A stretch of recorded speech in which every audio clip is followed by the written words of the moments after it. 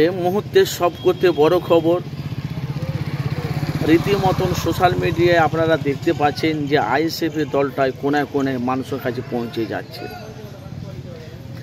কিছু বাংলার সংখ্যালঘু মানুষ 2026-এ নওশাদকে মুখ্যমন্ত্রী হিসেবে দেখতে চাইছে, কিন্তু আমরা জানি 2026-এ সিএম তো আমাদের মুখ্যমন্ত্রী মমতা বন্দ্যোপাধ্যায়, উনিই হবে।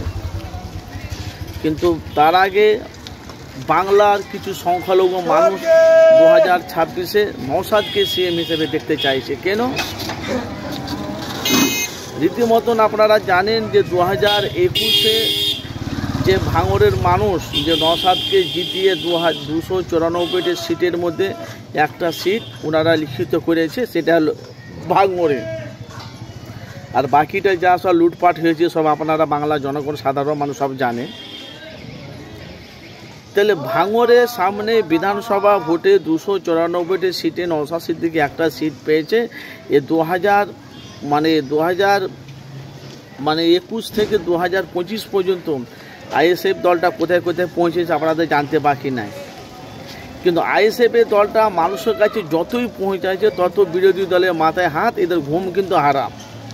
আর বিরোধী দলের ঘুম কিন্তু হারাম করে দেবে নওশাদ সিদ্দিকী। না, আমরা সোশ্যাল মিডিয়া দেখতে পাচ্ছি কিছু বাংলার সংখ্যালঘু মানুষ, সিপিএম বলো, কংগ্রেস বলো, আরও সব বিরোধী দলগুলো, এরা বলছে 294টি সিটের মধ্যে একটা এমএলএ যদি এত কিছু বাংলার কাজ করতে পারে, তা আরও 293টি যে আরও সব এমএলএ বিধায়ক তারা কেন করতে পারবে না? এটা একটা স্বাভাবিক কথা। আপনি যদি বাংলার মানুষের পাশে দাঁড়ার মানুষের হয়ে যদি আপনি কাজ করেন, তো জনগণ সাধারণ মানুষ তো আপনাকে অবশ্যই আপনাকে ভোট দেবে। কিন্তু রীতির মতন আমরা সোশ্যাল মিডিয়ায় দেখতে পাচ্ছি যে 2011 থেকে 2025 পর্যন্ত যে মাননীয় মুখ্যমন্ত্রী মমতা বন্দ্যোপাধ্যায় যে বাংলায় এতটা উন্নয়ন করেছে, এমনিতে বাংলার মানুষ ঋণী মমতার কাছে, কিনা আর উন্নয়নটা বেশি, কেন 34 বছর বাংলা রাজত্ব করেছে সিপিএম, কিছু করতে পারিনি না। 2011 থেকে 2025 পর্যন্ত আপনারা জানেন যে আইএসএফ মানে মুখ্যমন্ত্রী মমতা বন্দ্যোপাধ্যায় আইএসএফকে ভয় করছে কি কাকে ভয় করছে আমি সেটা বলতে পারবো, সেটা বাংলার জনগণ সাধারণ মানুষ জানে। কিন্তু তৃণমূলের বাংলাতে উন্নয়নটা বেশি, এই জন্য ওনাকে বাংলার কান্ডারি বলে মমতাকে, মা মাটি মানুষ। কিন্তু রীতিমতো আমরা জানি এইসব যে যতই যে প্রকল্প দিচ্ছে এইসব তো ট্যাক্সের টাকা, তো আমাদেরকে নিয়ে আমাদেরকে দিচ্ছে, তবু কিন্তু বাংলার মানুষ মুখ্যমন্ত্রী মমতা বন্দ্যোপাধ্যায়কে ভোট দিয়ে ওনাকে সিএম করছে, অথচ 2026-এও সিএম করবে। কেউ বলছে বাংলাতে 20 বছর থাকবে, কেউ বলছে বাংলাতে 25 বছর থাকবে, কেউ বলছে বাংলাতে 30 বছর থাকবে মানে তৃণমূল দলটা। এখন কিন্তু বাংলাতে যারা নতুন যারা বিরোধী দল থেকে ছেড়ে যারা আইএসএফে যারা এসেছে, বলা বলি কথা, এরা কিন্তু নওশাদকে সিএম হিসেবে দেখতে চাইছে আগামী দিনে।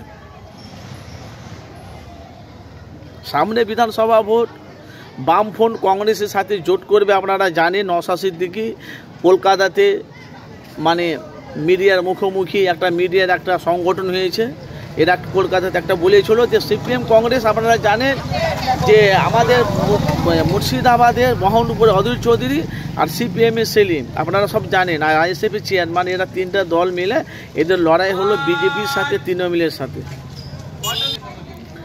তো 2026-এ বিধানসভা ভোটে 294টি সিট করতে পারবে আমি জানি না, বলতে পারবো না, আপনারা জানেন। কিন্তু আমি জানি যতটা মানুষ আমি জানি ভাঙড়ের মানুষ নওশাদকে জিতাবে। কিন্তু ভাই বিরোধী দলের ঘুম হারাম করে দিল নওশাদ সিদ্দিকী, তার নাম হলো শওকত মোল্লা বলেছে বিধানসভা গেটের সামনে আমি আইএসএফের দলটাকে যদি না হারাতে পারি আমি রাজনীতি ছেড়ে দেবো। আপনাদের মূল্যবান মতামত জানাবেন। 2026-এ পরাজিত কে হবে ভাঙড়ে? কেন নওশাদ সিদ্দিকী যেভাবে ভাঙড়ে কাজ করছে আমরা দেখতে পাচ্ছি, লক্ষ লক্ষ মানুষ, হিন্দু দলীয় আদিবাসী মুসলমান সবাই কিন্তু বেশিরভাগ কম বেশি নওশাদকেই চাইছে। 2026-এ বলছে আমরা নতুন চমক দেখতে পাই। আপনারা জানেন বিজেপি তো তৃণমূলকে দেখতে পারে না, আর তৃণমূল বিজেপিকে দেখতে পারে না। আর একটা এমএলএ বিধায়ক নওশাদ সিদ্দিকী এমনি তো বিরোধী দলের বাংলায় ঘুম হারাম করে দিয়েছে। তা আপনাদের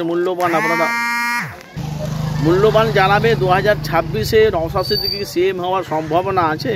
কেন ভাই আইএসএফের দলটাই মানুষের কাছে কোনায় কোনায় মানুষের কাছে যত পৌঁছেছে তত কিন্তু বিরোধী দলের মাথায় হাত।